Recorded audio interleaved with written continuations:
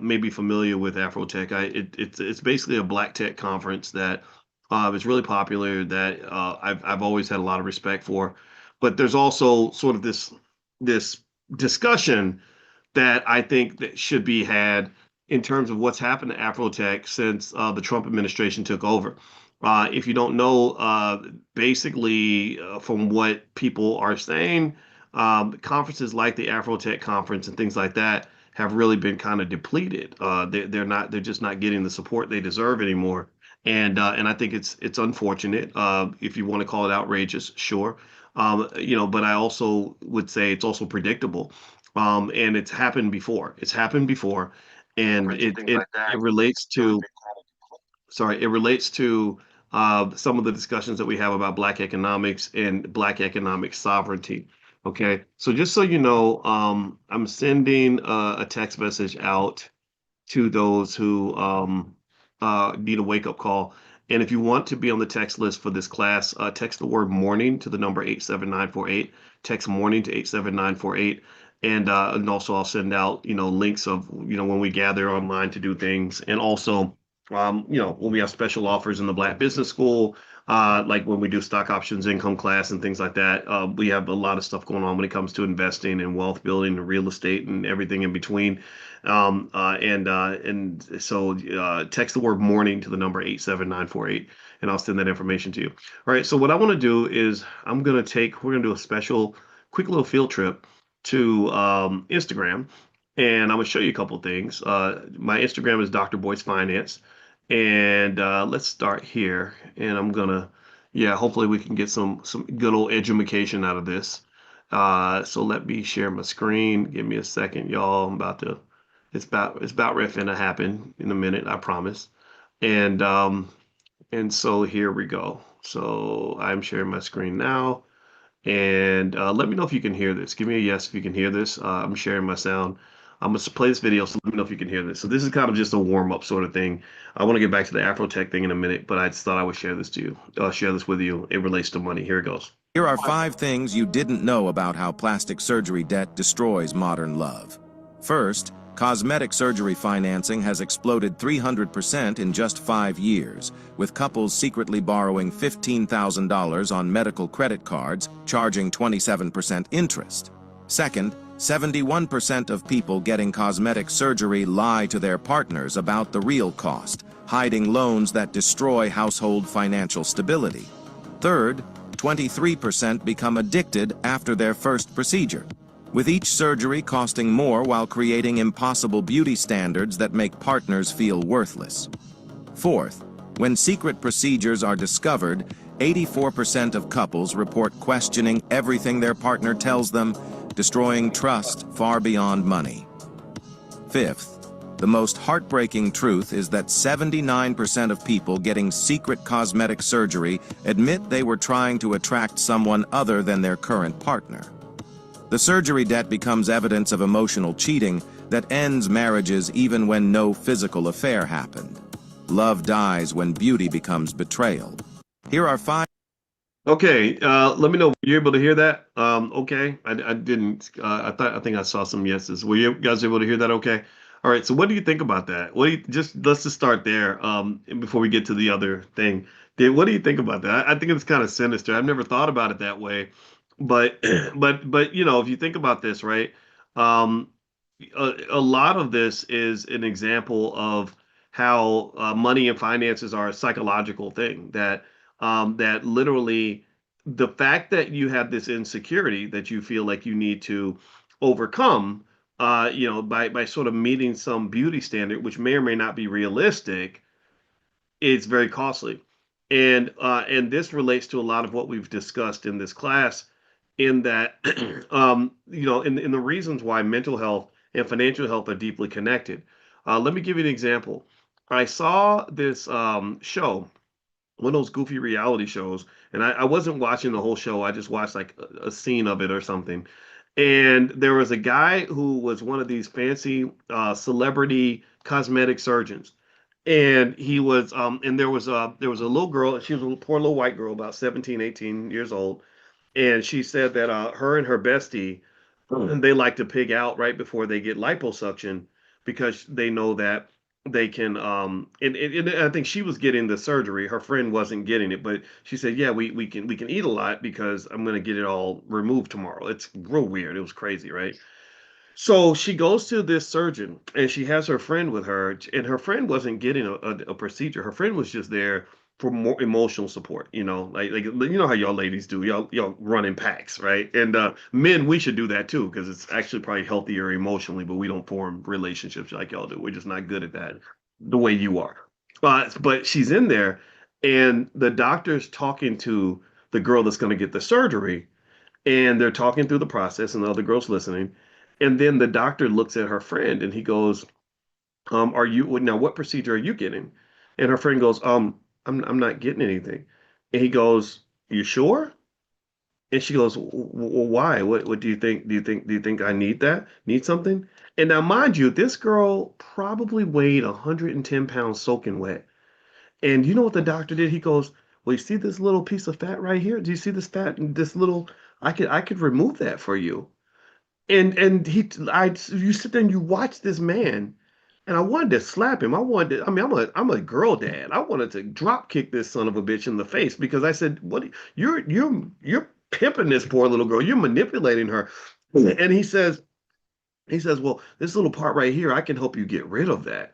And she's like, and you can just see the insecurity come up in her face because she's 18 years old, and she's like, "Oh, okay, okay."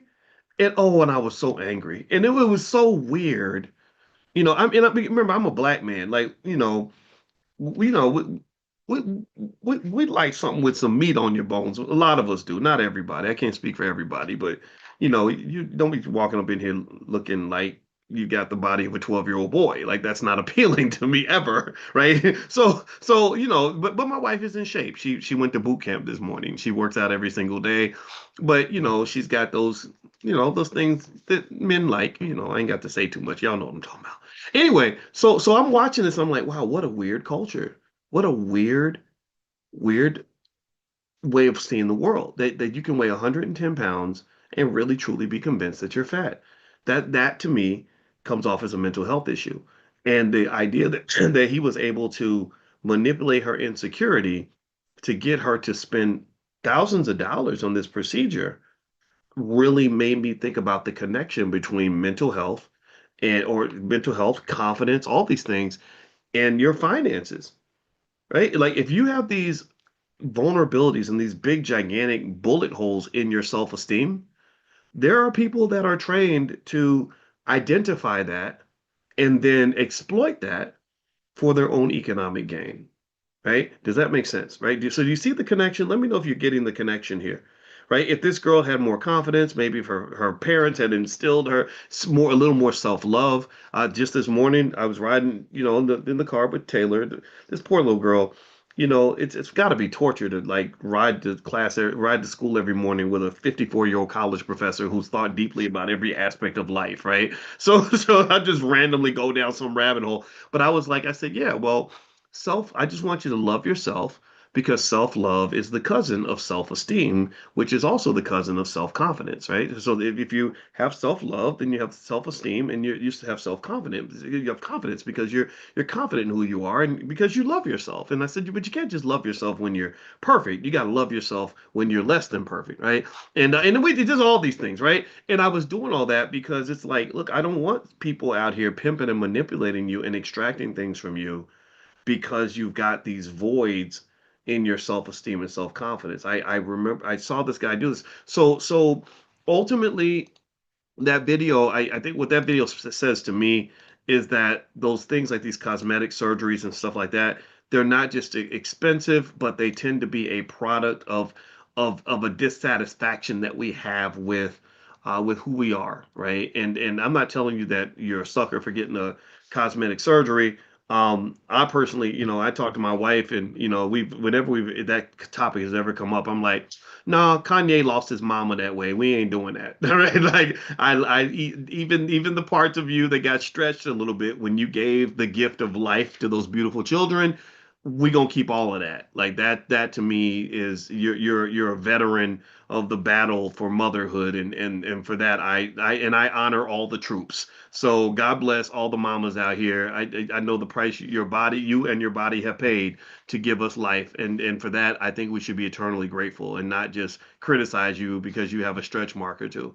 All right, so here is all right, so here's the next thing. I put this up because I just a reminder, like we got the babies here, and the babies are not going to be babies forever. And so I just put this up to say, like, stop twerking and invest for our future. I think that investing for the future of our children should be a very black thing. That should be like the biggest thing that black people do. Like that should be our thing. That should be our thing because other people don't do it yet. The other groups don't do it unanimously, right? I think like the same way they say, well, if you're black, you love fried chicken. If you're black, you eat watermelon. If you're black, you can dance. If you black, you can play basketball. They should be like, well, if you black, you investing for your babies. You buying stock for them kids. I mean, you got 10-year-old black kids that own more shares of stock than most adults. Like that's what I want to see, right? So stop twerking and invest for the kids' future because if you start investing while they're young, it's very easy to have financial security when you're older. Financial security is like a building. It's very hard to build a building in 30 seconds, but it's very easy to build a building if you give yourself 30 weeks or 30 months or 30, if you give yourself time, you can build anything. So building the house of financial security that will keep your children emotionally warm in adulthood, it's something that must start early. If it starts early, then it's very easy to do. So start early, buy them stock. Christmas is coming. Don't just buy them toys, buy them shares of stock. If you're not sure what to do or how to do it, we have a stock market program, drboycestockmarket.com. My PhD was written on the stock market. My dissertation was written on the stock market. My whole committee went to the University of Chicago, which is like the Vatican of finance. They pretty much invented everything that you see in the stock market. Everything the model used to price stock options is called the Black-Scholes option pricing model. And if I'm not mistaken, they were at the University of Chicago. Merton Miller, one of the greatest economists who came up with the foundational thinking of how we run our entire economic systems, they came out of Chicago. My entire dissertation committee was from Chicago, and their focus and their actual what's the word? Their area of expertise or the area that they're best at. It's an area called asset pricing, which is figuring out the value of an asset. My dissertation chair, Andrew Caroli, he told me, he said, you're the best asset pricing student that I've had in years. So I'm very good at asset pricing. So when I'm on the internet and I hear people talking about a high value man and a high value woman, it's a very deep concept for me because what you're talking about is the pricing of an asset. And that's much deeper than you think that it is. And one of the things that I've concluded is that when you talk about pricing yourself as an asset, knowing your worth, knowing your value, most people misassess what their value actually is. They either overestimate it or they underestimate it, and they have certain things they think are knowable that are not knowable, and then certain things that are clear that they don't even see. So what I'm saying is that the black family is a valuable asset. We have not even begun to strike the surface of the value of the black family. You are a valuable asset. The reason these white folks want to hire you for these jobs is because you are so valuable. That's why they could literally put a slave on their list of assets and calculate the value of their slaves as part of their net worth and get a mortgage based on they can borrow against your value because you were so valuable to so many other people. So the other part of valuation in asset pricing is the ability to even understand and see the value of something. If you don't see the value, if you don't see your worth, then the worth pretty much kind of doesn't exist because you're not utilizing that value, right? Like when you have that free time, you have that intellect, you have that culture, you have so many things that make you valuable and precious, and you live in a world where black people are significantly undervalued by other people. And this is one of the reasons why I think it's so important that we educate our own kids is to teach them to see their worth, to understand that your culture, your community, your family has value. And if you want to talk about what wealth is, what wealth means is it's going where the assets are. So price your assets properly, protect them, and go where the money's at. That's important. And part of the reason a lot of people stay poor is because they're running in the opposite direction of where the money is.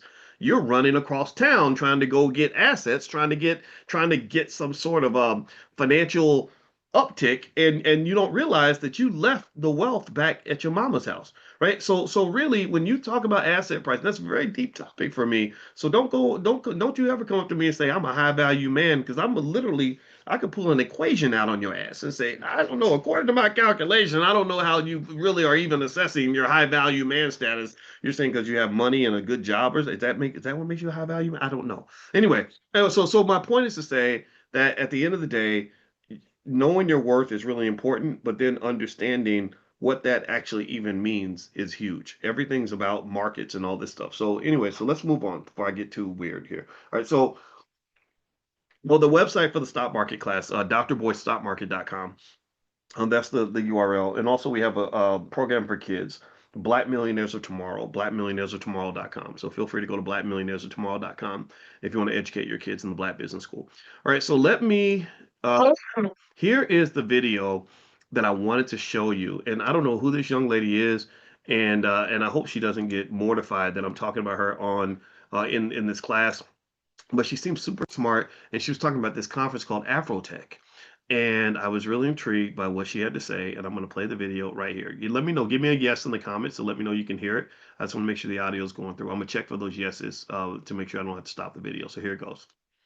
How small Afrotech was this year compared to last year needs to be discussed. Let me throw out some numbers for y'all. Last year, Afrotech had about 204 booths on the expo floor. This year, they were looking at around 84, 85 of actual companies. On top of that, I noticed there were significantly less attendees. Why is this? Clearly, the anti-DEI climate we're in made it so that companies didn't want to pay for a booth on the expo floor, meaning less opportunities for attendees to talk to people, talk to recruiters, get a job. Also, companies didn't want to sponsor their employees to go to Afrotech. So if you wanted to go this year, odds are you had to incur the financial burden yourself. And these types of shifts and impacts aren't just solo to Afrotech. For example, Google used to have a scholarship fund for people of color to attend conferences throughout the country whenever. If you got the scholarship, they would pay for everything, flight, hotel, the ticket, everything. That application page has not been up all year, creating this weird double-sided effect where the people who need to be attending conferences the most to get those connections, to get that leg up in their career, are people of color. However, at the same time, it's now even harder for them to attend. That's why I love giving away conference tickets for free. That's why I love being part of groups that give away conference tickets for free. I'll link some in my bio, because I'm fighting back. There's no way. How small after...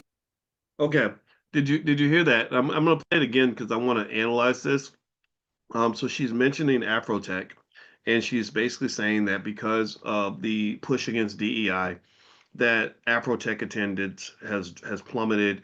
That a lot of the activity that was subsidized by corporations like Google and Meta and others is just gone, right? And because it's gone, they're kind of in this really difficult situation where they're like, what are we going to do now? Like, we can't have Afrotech without the people that pay for Afrotech. They didn't just pay for the booths and the vendor spots. They also paid, I'm sure, for, the hotel and everything else that you need. And they paid for people to attend the conference.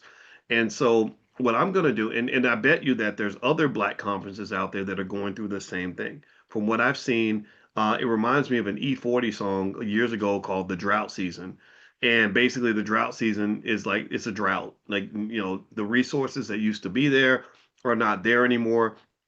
And this is an economic concept. This is basically something where you have these scenarios where you have a shock to your economic system where something bad happens and suddenly the things that were there in abundance have become very, very scarce, right? And that's why with investing you have a balanced approach where you have to prepare for things to go wrong, right? A good investor is always thinking like, what can go wrong?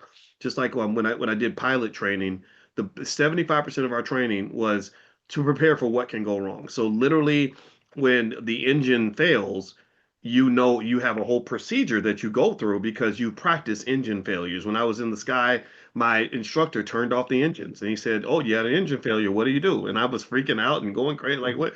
And then and he was like, calm. He said, "Okay, go through your checklist, go do this and do that, find the field, blah blah blah blah." Right? And so now, if I was in a plane and I had an engine failure, I'd say, "Okay, well, this is bad, but let's figure this out." Right? Panicking isn't going to solve the problem. Cussing somebody out isn't going to fix the issue. So the emotional reaction that you might naturally have isn't going to benefit you. It's really solving the problem. So I would say the same thing is true economically speaking. If you have sort of this disaster preparation and disaster training, where you sort of say, okay, what happens if I lose this job, or what happens if we lose this funder, or what happens if we lose if this investment crashes on us? Do you have a plan B? And the big problem that happens is, and this is my big bone, this is the bone to pick that I have to pick with integration, is that integration, in my view, the way it was done in America, not that integration's always bad. It's like marriage. Marriage, you have bad marriages and good marriages. So you have good integration, bad integration. America had bad integration. Integration was designed to lull black people to sleep. That's what it was designed to do. It was designed to make you comfortable, to make you believe that that being black is just the same as being white. I never believed that. I never believed that I would get the same treatment as a white guy. That you're going to get the same opportunities. That you can be a black person from across town, go into a room full of white boys, and they're going to see they're going to look at you and see another white boy. No, they're going to see a black girl. They're going to see your braids. They're going to see, whatever it is that makes you different. They're going to notice that. Sometimes they may react negatively, sometimes positively, but they're going to see it because they have eyes and they're human, right? Integration kind of positions people to really take a lot of risk. And remember, another thing I studied extensively in grad school was risk.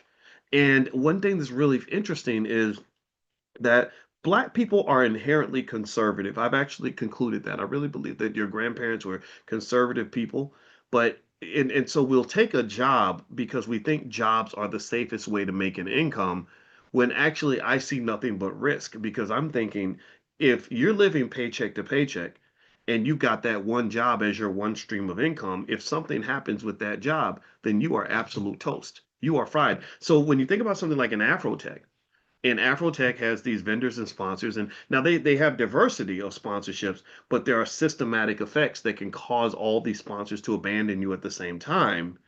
That's a very risky position to be in, right? And I've even mentioned with HBCUs, I said, okay, so you got the magical white lady, Mackenzie Scott. That's what I call her the magical white lady, because I love her. I love what she's been giving these massive amounts of money to HBCUs. And I'm like, okay, are you putting together your disaster preparation plan, or are you sort of positioning yourself such that if this flow of donations ever stops, you're just going to be right back where you were before? Right? You got people in your family where you could dump a bunch of money on them and they could win the lottery tomorrow, but you give it about 3, 4, 5 years, they're going to end up right back where they were before. Anybody know what I'm talking about? Like people where you can give them a break, you can give them a good job, give them a good opportunity, but because of their habits and the consistency of their choices, their choices are going to navigate them right back to where they were before, because they have a certain mindset. So really, the biggest thing to understand about wealth and financial security is to don't forget that point that I made about not just the connection with psychology, but also your life is a product of your habits and choices. Your life will be nothing more than a manifestation of that which you do on a regular basis. I some Nothing external can really change your condition unless you make a commitment to shifting the internal. So internally speaking, um, you know, economic freedom and economic independence and economic strength is a lifestyle. It's a culture, right? So let me play this video one more time. All due respect to Afrotech, though, smart young people, but I really want to talk about this because this was all very predictable, actually. And so let me play this one more time, because I think we should really analyze this and really think about this in terms of what this means and what this looks like for Black people. So here it goes. Africa was this year compared to last year needs to be discussed. Let me throw out some numbers for y'all. Last year, Afrotech had about 204 booths on the expo floor. This year, they were looking at around 84, 85 of actual companies. On top of that, I noticed there were significantly less attendees. Why is this? Clearly, the anti-DEI climate we're in made it so that companies didn't want to pay for a booth on the expo floor, meaning less opportunities for attendees to talk to people, talk to recruiters, get a job. Also, companies didn't want to sponsor their employees to go to Afrotech. So if you wanted to go this year, odds are you had to incur the financial burden yourself. And these types of shifts and impacts aren't just solo to Afrotech. For example, Google used to have a scholarship fund for people of color to attend conferences throughout the country whenever. If you got the scholarship, they would pay for everything: flight, hotel, the ticket, everything. That application page has not been up all year, creating this weird double-sided effect where the people who need to be attending conferences the most to get those connections, to get that leg up in their career, are people of color. However, at the same time, it's now even harder for them to attend. That's why I love giving away conference tickets for free. That's why I love being part of groups that give away conference tickets for free. I'll link some in my bio, because I'm fighting back. There's no way. How small Afrotech was this year compared to that? Okay. So, and Afrotech wasn't the only one, right? The ending of DEI led to the breakdown of a lot of, well, institutions that we perceive to be black. They're not necessarily black owned, but they are, some part of the black community, right? And it reminds me of a lot of times, for example, we'll have a TV show that we'll consider to be a black TV show, but the show's not owned by black people, like a different world or something like that. And then the show gets taken away and we get outraged about it. But the problem is we don't have the ability to do anything about it, right? Because we forgot about the importance of the power of ownership and control. And so when I saw what she was saying about Afrotech, I listened to her discussion and I thought about it in terms of, like, her reaction being kind of similar to the reaction I would have had in my 20s. Is, this is outrageous. How could they do this to us? We got to fight back. Well, what does fight back actually mean, right? That's a great question, John. Like, if fighting back means we're going to go and pull out picket signs and we're going to march and stand in front of your company and demand that you reopen your DEI program. I'm not saying that that can't be effective, possibly. I'm just saying that I don't know if that's the most effective way to get the job done. I don't know if that's the most effective way to really achieve the ultimate goal, which is really to achieve true economic power. I don't think there's evidence that that's really worked that well for us, right? The Target DEI boycott has been going on for quite a while, and I can't really see any tangible results that have really impacted the Black community from an economic standpoint or the development of Black institutions or anything. I just haven't seen that. And also, remember when I was mentioning to you all that there are dozens and dozens of companies out there that cut their DEI programs. Target's not the only one. So I was like, what's so special about Target? Like, what is it that's making us just feel that if we punish Target enough, that that's going to change everything? I don't think it's going to change anything, right? Even within Target, even Target has not changed its policy very much, from what I understand. Target's got a lot of its own problems, and what I figured out was, I said, okay, maybe I wonder if this is a shakedown. Like, I wonder if this is certain people in leadership realizing that if we scare the hell out of Target, they'll write me a check to go tell Black people to come to Target, right? And we can reward them. I still remember Al Sharpton going to Costco and bringing Black people to shop at Costco as a thank you to Costco for sticking to their DEI commitment, right? And so this this sort of politics, I think, gets in the way of what's really the ultimate goal, which is to just know what financial security and economic sovereignty actually looks like. So the trap of it is that when you get wealth and money from an outside source, it can give you instant power. It can give you instant credibility, instant swag. You become the shiny Negro overnight.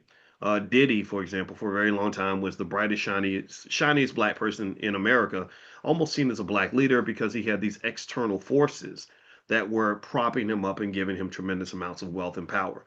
Diddy has, from what I understand, never had the ability to say, build a factory and employ 100,000 Black people. He's never had the ability to go and make $1 billion investment in a Black community. All he's had the ability to do is stand on stage and dance and shake and whatever, right? And that's it. And we sit back and say, wow, that's such a model of success. But really, if you understand what economic power looks like, you wouldn't look at that and say that's success. You would say that's a guy on stage who's dancing, right? Like, he's a puppet. Who's the puppet master, right? Who's really driving this? And so ultimately, when you're talking about Black institutional development and just the things that we do, one of the things you have to watch out for is that literally when you get that sort of outside benefactor that steps in and decides, and they pick and choose which Black people they want to give the money and the power to, they're typically moving a certain agenda, and they're saying, we need the community to follow this guy, so we're going to make this person a Black leader. We're going to put him on TV, maybe let him write articles in a big white magazine, and we're going to give him a bunch of money so that all the young people will look up to him, and they're going to ignore the other person who's doing more meaningful work, who doesn't have the financial backing that we've given them. Do you understand? winning the cultural battle and using your resources to do that um, is a matter of someone with power playing chess, and the rest of the world is playing checkers. One example is in Vietnam, the fall of Saigon. I watched this Vietnam documentary over and over and over again because my father was in Vietnam and he went through a lot in Vietnam, so I really wanted to understand it. And the fall of Saigon stuck with me. The fall of Saigon was really interesting to me because basically you had the South, the Vietnamese, who were being backed by the Americans. And because they were backed by the Americans, they had the best equipment, they had the best training, they had the best missiles and guns and bombs and helicopter gunner pilot. They had everything, right? They had all this stuff because the United States had just said, okay, we're going to back you and we're going to give you a certain amount of power. And then what happened was when the U.S. pulled the plug and just decided, we don't want to help you anymore. It reminded me of when they cut the DEI programs. Then suddenly everything fell apart. Everything they had no real power. We realized Pinocchio's not a real boy. Like literally everything disappeared. It's almost like taking the spirit out of someone's body. If somebody takes my brain and my spirit out of my body, I'll just be a limp corpse on the ground. Like I would just be, 200 and something pounds of just flesh on the floor. So ultimately, what can happen is that when you have this power source that's plugged into what you're doing, suddenly everything's bright and shiny and powerful and big, and that's what I unfortunately see with Afrotech is that there wasn't much real power there because the power was actually coming through Google. Google was speaking through Afrotech. Meta was speaking through Afrotech. These corporations were speaking through Afrotech, and there's nothing wrong with that, right? These partnerships can be beneficial, but that's not real power, right? Plug into the power source is not the same as actually being a power source. It takes a lot of energy and a lot of time to build an institution brick by brick that has true economic sovereignty. And that's not fun, right? Our culture is built on instant gratification and things that happen overnight. So if I go get a fancy job and suddenly I've got a fancy office and I'm on a private jet and I'm doing selfies on my private jet, then that's going to look more appealing. Do you understand what I'm saying? That's going to look better on Instagram, right? Because I've got the illusion of power. And a lot of our economics in the black community is built on a fucking illusion. Excuse my French, I'm not going to cuss anymore, but it is. It's built on a damn illusion. It's built on like, oh, look at you. Oh, he's doing good, man. Look at that. He's shining, y'all, right? And you're not sitting back and saying, well, where's this power really coming from? And how did you get it overnight? What lie did somebody tell you to make you think that you can become wealthy and powerful in a year?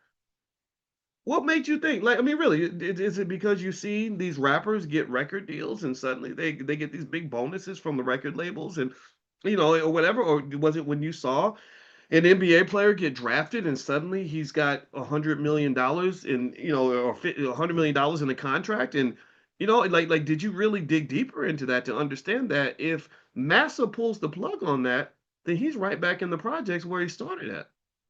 Like literally, that's not. He's not really that wealthy. He's plugged into a wealthy source, and that's all fine. But if you only have power because you're plugged into a power source, then you better trust that power source to keep providing you power. Because if they decide they don't like you anymore, like America did with the ending of DEI, then suddenly you have the fall of Saigon. Suddenly, the bright, shiny Negro who was a black leader 2 years ago is on a Netflix documentary where he's being known as the greatest sexual predator in the history of all mankind. Again, you think go back to Diddy. Everybody knew Diddy was not right. People knew that 25 years ago. Stop acting like you just figured that out. That man, I didn't want. I've met some of these famous people, and I talked to Damon Dash about Diddy. I said, hey, Tell me about Diddy. What's it? Just from the look in Dame's eyes when he talked about Diddy in the darks, he said, man, they got dark stuff going on over there. That told me, I said, I never want to go around this guy. I don't know what's going on, but I am not going to go to your house and have you drug me and have me waking up with a sore butthole. That ain't happening. This has been going on for a long time. What probably happened is that he upset the wrong person. Whoever was protecting him decided they weren't going to protect him anymore.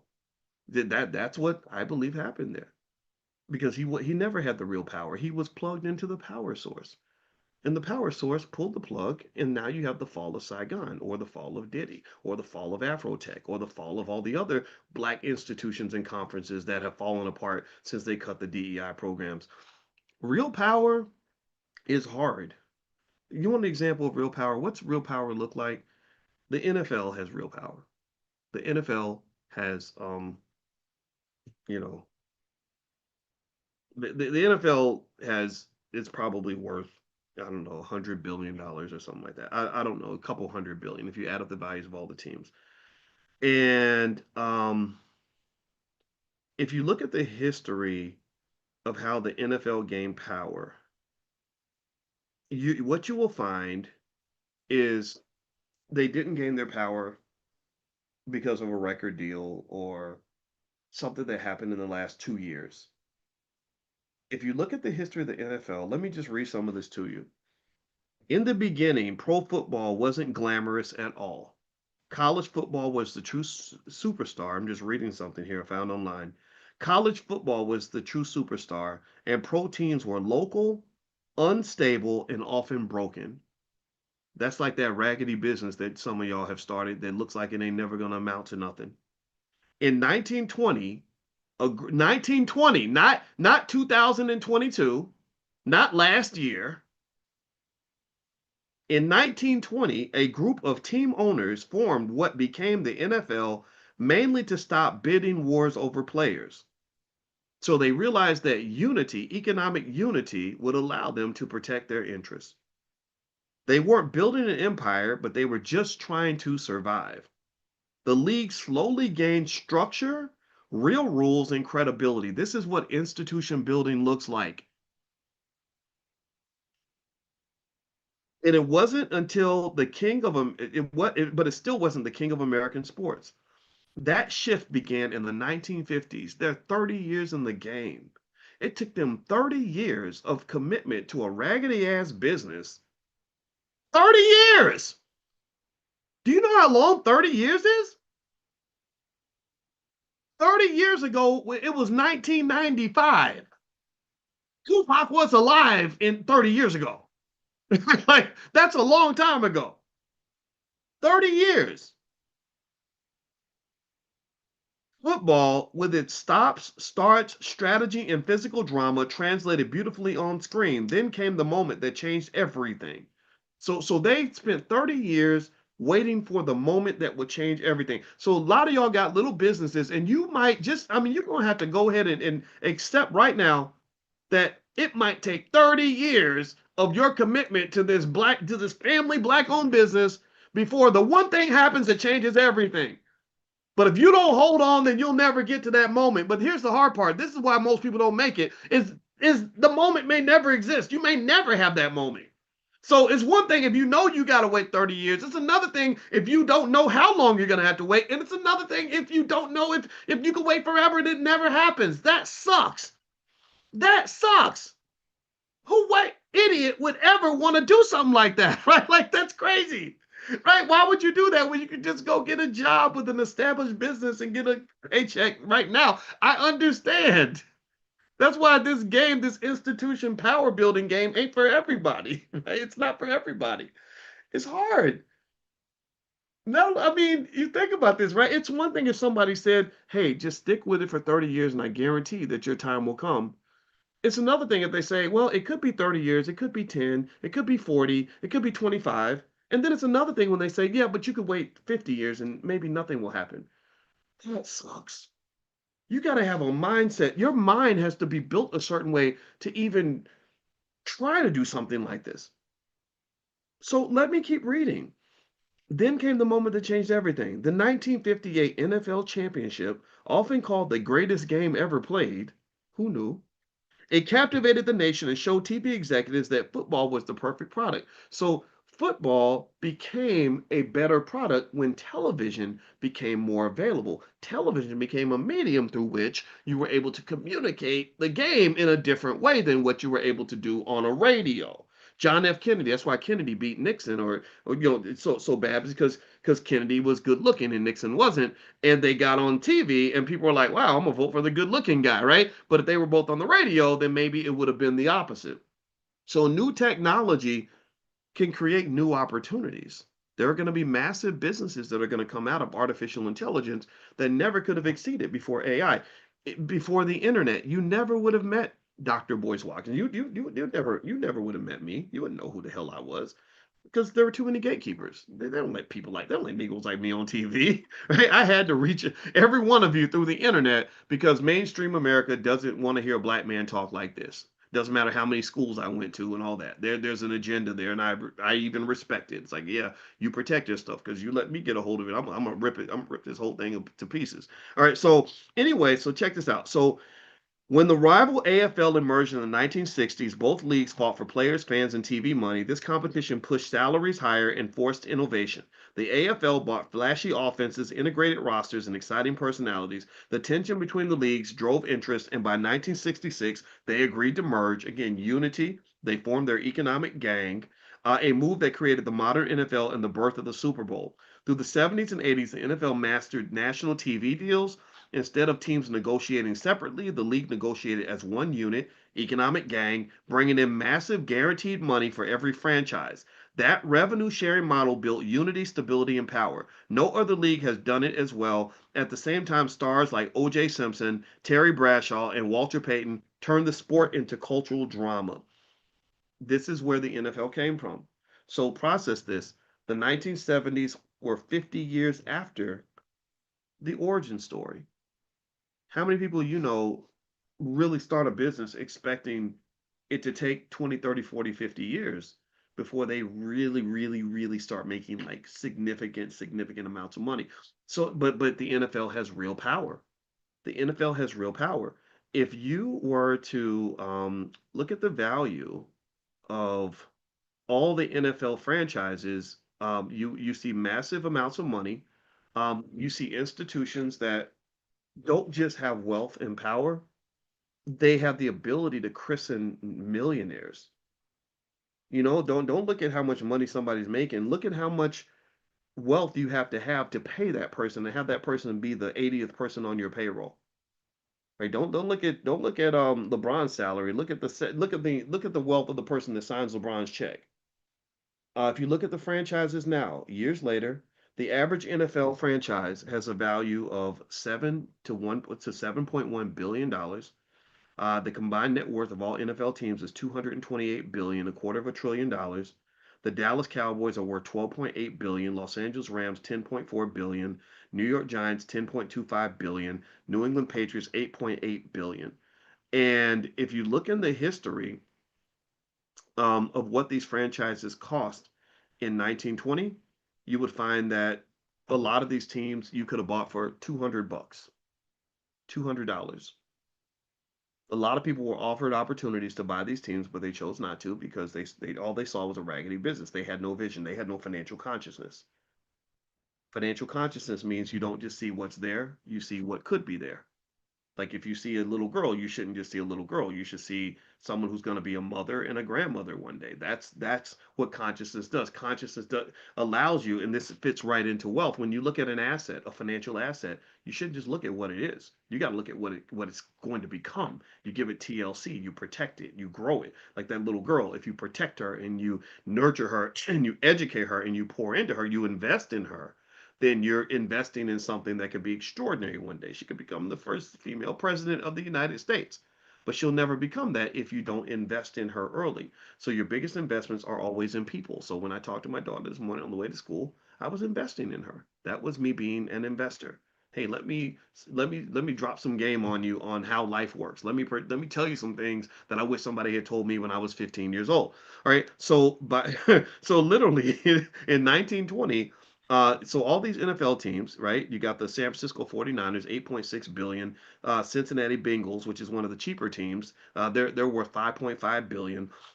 In the beginning, a franchise cost $100, and that was the fee to become a member of the American Professional Football Association. Some teams didn't even pay cash. Some owners just agreed to show up to meetings and follow the rules. That's it. They said, look, you don't have to pay us anything. Just follow the rules. And player salaries, players were earning $50 to $75 per game, and most teams lost money and folded and had to merge. So this was not for the faint of heart. And the value was so low that owners treated teams like side hobbies, not businesses. A few early franchises were sold for just a few $100s, even throughout the 1920s. And literally nobody expected these $100 teams to be worth 10, $12 billion down the line. So this is what generational wealth and generational power looks like. And what tends to happen is that true power, true infrastructural power, where you really are the power source, that is typically built across multiple generations. So the mindset shift that must occur for anybody that wants power. Let's just stop here for a minute. I want to see if you're with me. How many of you want to have real power in your family? How many of you want your family, your grandchildren to have real power? Let's do the power talk right now. It sounds like my friend George Frazier with his power networking comms. How many of you want real power? Give me a yes. All right. So one thing about real power is that real power requires real sacrifice. Just like in the game of football, everybody don't get to dance in the end zone. Somebody has to block. Somebody has to throw the ball. Somebody's got to catch it. It takes teamwork.